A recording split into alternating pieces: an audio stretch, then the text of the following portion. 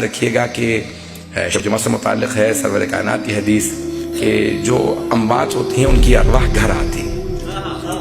پیغمبر اسلام فرماتے ہیں ارواح مرحومین کی خصوصاً والدین کی روح ضرور آتی ہے اور وہ انتظار کرتی رہتی ہے بچے ہمارے لیے کچھ نہ کچھ دیں گے۔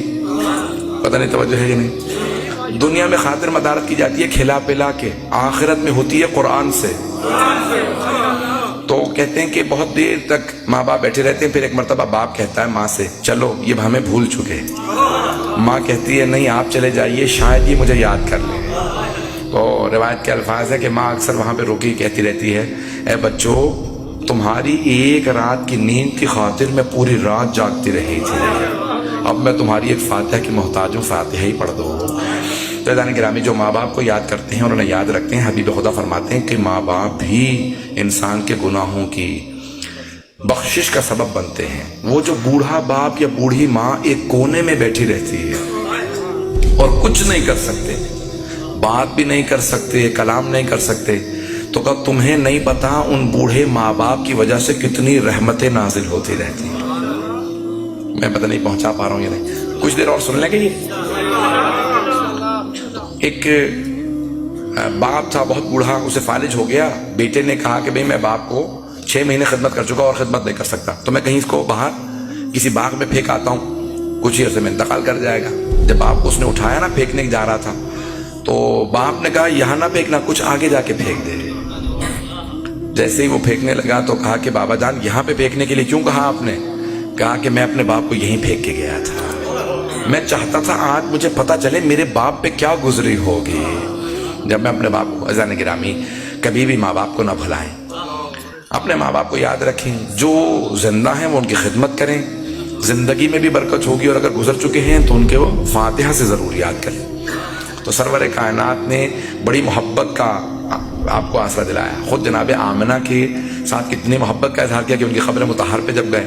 ایک اور جملہ پیش کر دوں، یہاں تک روایت ہے کہ جناب امیر نے بغیر امامے بغیر نالین کے آئے جناب سرور کائنات کی بارگاہ میں، آنکھوں سے آنسو بہہ رہے ہیں کہ یا علی یہ کیا حالت بنا رکھی ہے؟ تو آپ نے فرمایا یا رسول اللہ میری ماں کا انتقال ہو گیا، یعنی جناب فاطمہ بنت اسد کا، مدینے میں۔ تو رسول خدا نے کہا یا علی یہ مت کہیے آپ کی ماں کا انتقال ہو، یہ کہیے یا رسول اللہ آپ کی ماں کا انتقال ہو۔ کہ امی بعد امی، میری ماں کے بعد وہ میری ماں تھی، انہوں نے مجھے اتنی شفقت سے پالا کہ مجھے کبھی ماں کی کمی محسوس نہیں ہوئی، انہوں نے کبھی احساس نہیں ہونے دیا کہ میرے ماں باپ نہیں۔ سن رہے ہیں؟ اب سیرت نبی سے میں چند جملے مسائل کے پیش کرنا چاہ رہا ہوں، اگر سننا چاہیں۔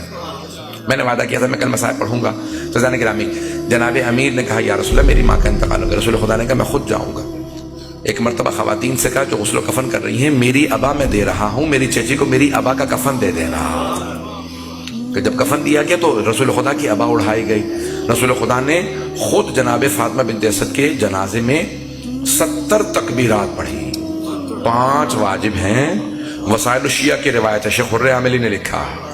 رسول خدا منافقین کی 4 پڑھتے تھے تکبیرات، مؤمنین کی 5 پڑھتے تھے، جناب جعفر طیار کی 40 تکبیرات پڑھی، جناب حمزہ سید الشہداء کی اور جناب فاطمہ بنت اسد کی 70 تکبیرات پڑھی، وسائل الشیعہ میں شیخ حر عاملی نے لکھا کہ 70 تکبیرات پڑھی اور روتے جاتے تھے کہ پروردگارا میری ماں اٹھ گئی۔ بڑی محبت کا اظہار کر رہے ہیں، صحابہ دیکھ رہے ہیں کہ پیغمبر اسلام میں بھی مصائب پہ نہیں آیا، اس سے پہلے کہ میں مصائب کو پڑھوں خاص طور سے جملے سن لیجیے گا۔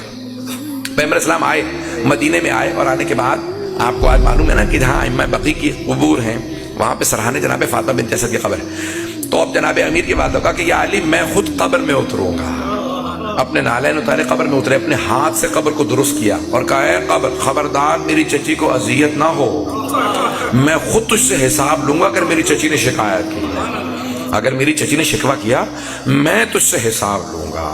ایک مرتبہ کہا یا علی مجھے دیجئے، بڑے تعظیم سے چچی کو قبر میں رکھا اور قبر بند کرنے کے بعد سرحانے بیٹھ گئے، سرحانے کی طرف بیٹھے اور رو رہے تھے۔ اچانک کچھ دیکھنے کے بعد کہنے لگے ابنوں کے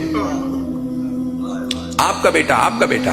کہا یا رسول اللہ، صحابہ نے سوال کیا یا رسول اللہ کیا معاملہ، آپ چچی سے کیا کہہ رہے ہیں؟ کہا کہ مرتبہ فرشتوں نے بڑے احترام سے میری چچی سے سوال کیا من ربو کے، آپ کا رب کون ہے؟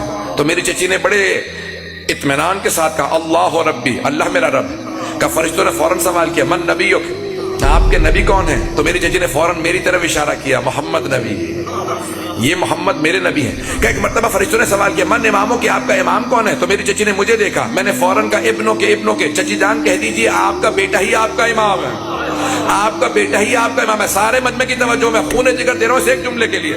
رسول خدا نے صحابہ کے مجمع میں اپنی چچی سے کہا، قبر کے اندر چچی اتر چکی ہیں، جناب امیر المومنین علی بن ابی طالب کی ماں ہیں، کعبے میں ولادت کے لیے گئی ہیں۔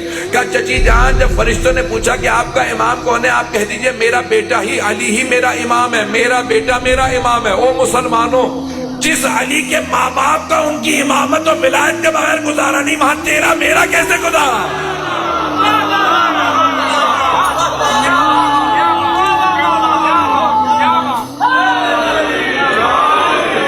مجھے نہیں معلوم بات پہنچی ہے نہیں پہنچی۔ یہ آیت اللہ ابتہی جب لندن آئے تھے تو انہوں نے مجھے پیش کیا تھا۔